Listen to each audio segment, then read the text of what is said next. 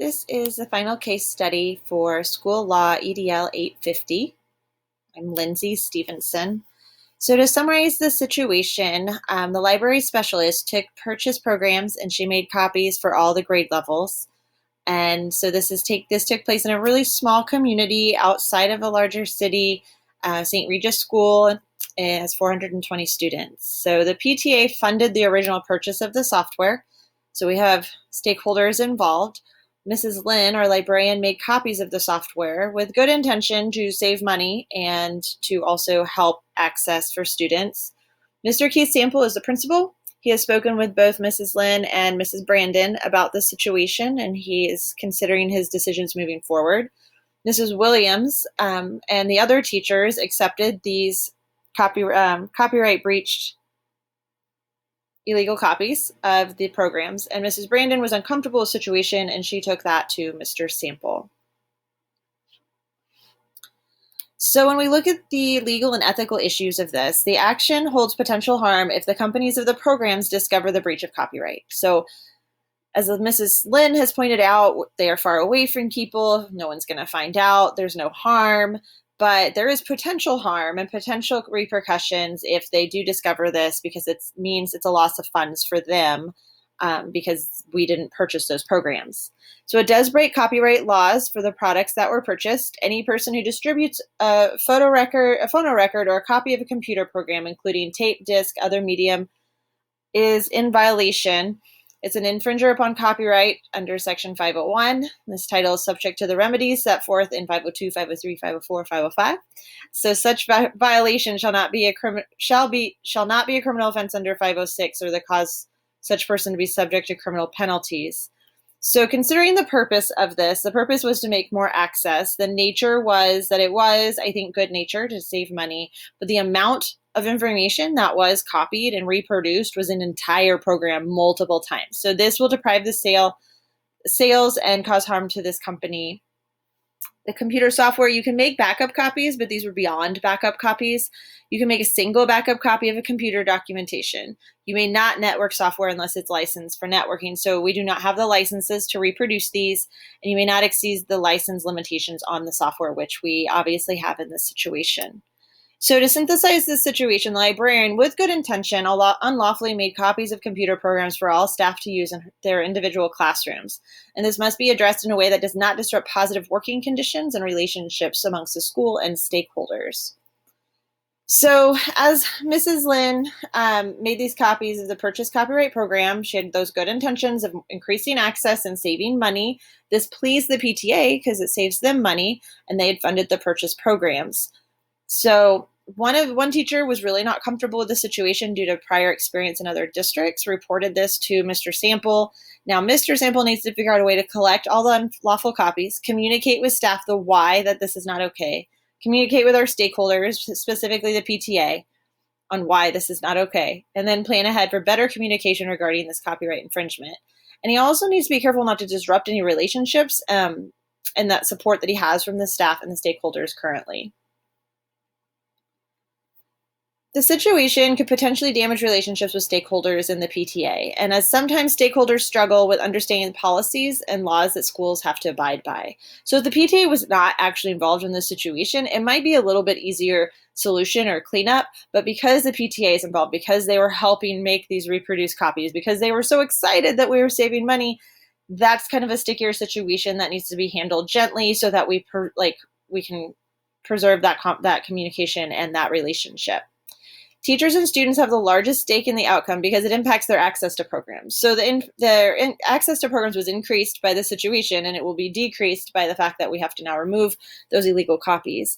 The librarian also has a stake in this outcome because she will need to find another way to help these students and find those individual access through legal means, which means that she might have more kids in her library during different times. We have to come up with some different rotations and some different plans.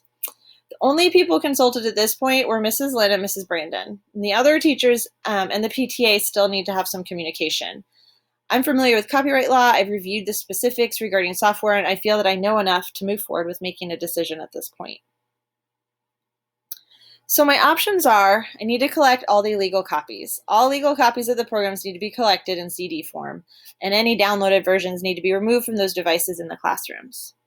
I have communication needs, so I need to communicate to staff copyright laws and how they impact the schools and how it impacts their decisions. I think most of the time teachers just need to know this is a law, but this is what you need to know not to break it. They don't really need the details of the details of everything in the small print. I need to communicate to the PTA, explain how schools must follow copyright laws and why that's important, and be sure to make it clear to Mrs. Lynn that Mrs. Lynn had the best intentions to save the school money and increase access to programs for students, but that we have to look for other ways to do that. The most liberal way of doing this is to inform the policies and expect them just to follow it and put some PD in place for the future and move on. The new plans, creating new plans is another way to go about this. Rotations for kids to come to the library to offer the individual access, setting up stations in the library outside of the computer lab so there could be some station rotation model, and like looking instructionally at how we can increase access through our strategies instructionally. So as I evaluate these options, ignoring the situation is actually an option. No one would get upset, and this would not prevent any infringements in the future. I could communicate through email and private conversations with all parties, being careful not to set any blame, and then collect all the illegal programs. So the situation would be addressed, staff can learn and hopefully move on, but there would still be some disgruntled staff or stakeholders.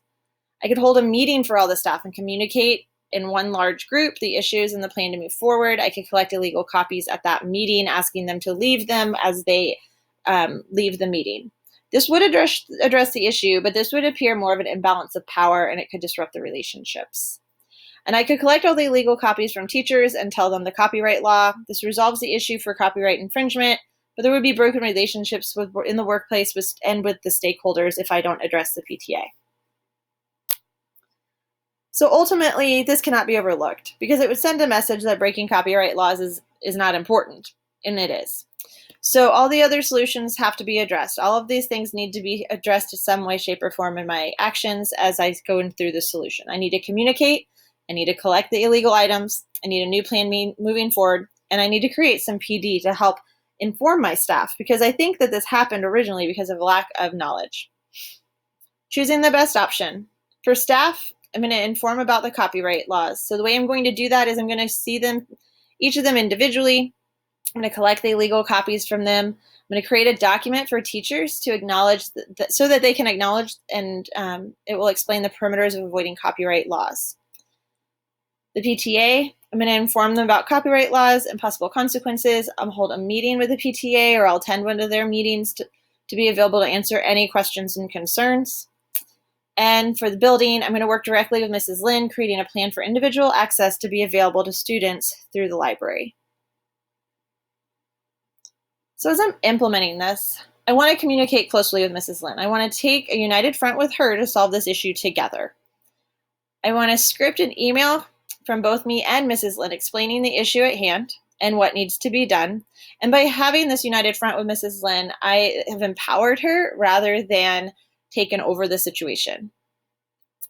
I'm going to use terminology such as best intentions and we need to learn and grow, and let staff and PTA understand this situation that we can learn from and we can do better in the future.